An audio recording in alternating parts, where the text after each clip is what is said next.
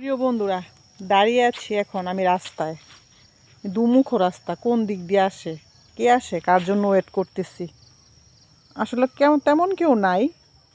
Parcel, একটা parcel আসার কথা ছিল আমাদের স্কুলে। তখন সন্ধ্যা হয়ে যাওয়ার কারণে স্কুলে যাইনি। আমি বলছি যে আপনাকে আধা ঘন্টা আগে ফোন দিতেন।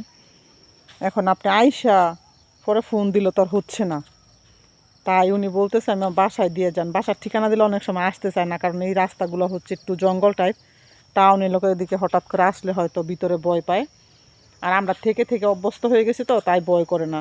তো আমি বললাম যে আমার বাসায় দিয়ে যান। প্রথমে বাসার ঠিকানায় দিয়েছিলাম।